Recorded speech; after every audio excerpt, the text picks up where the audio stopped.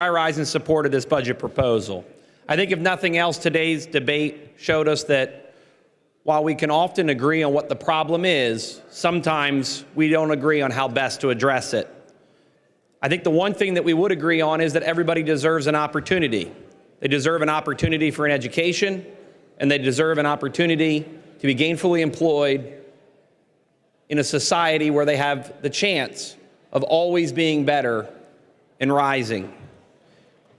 I also think, as we discuss through the different issues, there's certainly a lot of unresolved policy issues, and it would be easy to point to those items that were not yet included as a reason to be no. Mr. Speaker, our own side, our own caucus could point to the lack of significant regulatory reform. But the truth is we should focus instead, as we've tried to focus the debate, on what it does do. Some believe that government should simply spend more and all the problems would be corrected.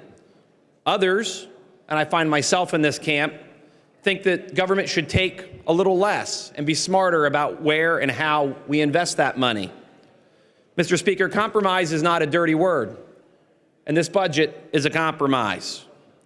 I think we should highlight some of the points because I think it's important.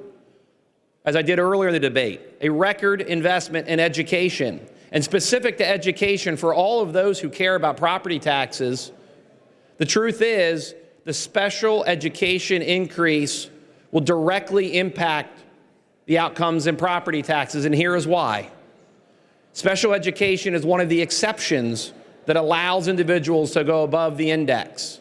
So by increasing that specific funding line item, you're able to help in that regard. Record pension payments that continue to grow. Record investment in agriculture for the first time in my tenure here that was started by a great proposal from the governor. Mr. Speaker, that's what compromise is all about.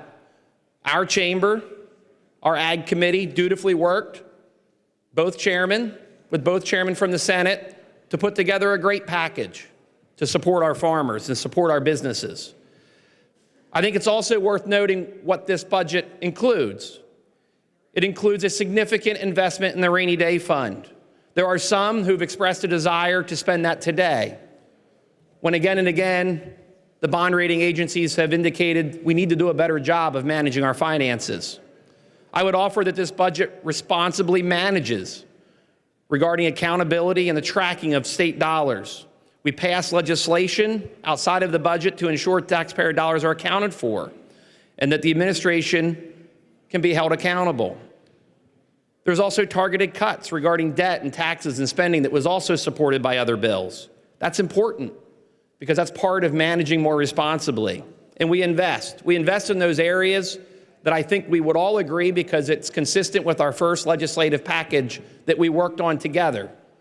That is workforce development, career and technical education, and right back to the opportunities that individuals will have to be gainfully employed, earning far more than minimum wage in a series of jobs that as of today, we do not have enough qualified workers to fill.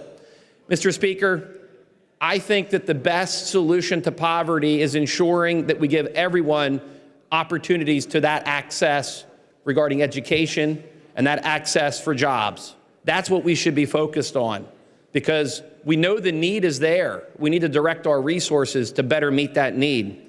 And finally, this budget educates.